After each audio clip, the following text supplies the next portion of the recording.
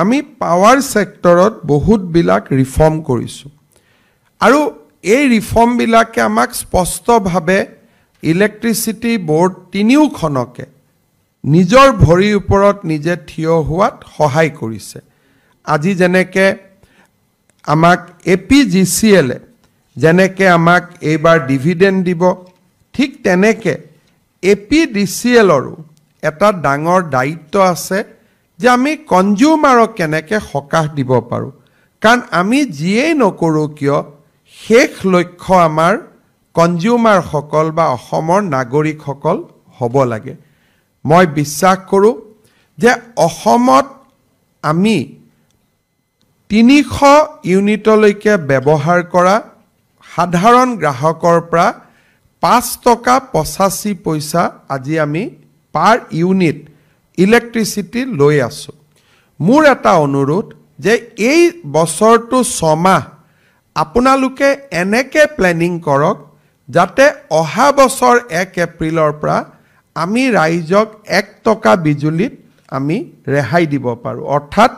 5 টকা 85 পইচাৰ জাগাত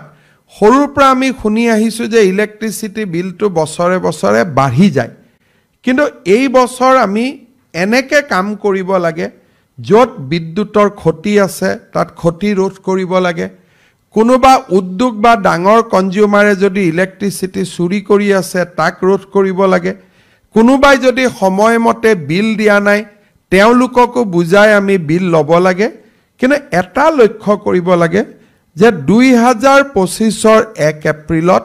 আমি ইলেক্ট্ৰিচিটিৰ দাম যদি গ্যাসৰ প্ৰাইস বাঢ়ে বেলেগ কথা কিন্তু আজিৰ পৰিবেশে যদি চলি থাকে যদি গ্যাসৰ প্ৰাইস নাবাঢ়ে তেলৰ প্ৰাইস নাবাঢ়ে আন কন্ডিশন বিলাক যদি একে থাকে 2025 চনৰ 1 এপ্ৰিলৰ দিনৰ পৰা আমি চেষ্টা কৰিব লাগে যাতে এটকা দাম আমি কমাব পাৰো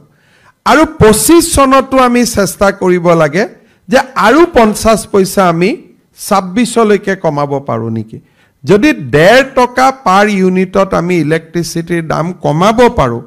তেতিয়ালে সৰ্বসাধাৰণ মানুহে বহুতখিনি সকাহ পাব এই নিৰ্বাচনত যেতিয়া মই প্ৰচাৰ অভিযানতো গৈছিলো ৰাইজৰ লগত মই প্ৰচাৰ অভিযানত গলে কথা পাতো বহুখিনি দুখীয়া মানুহে মোক কৈছিলে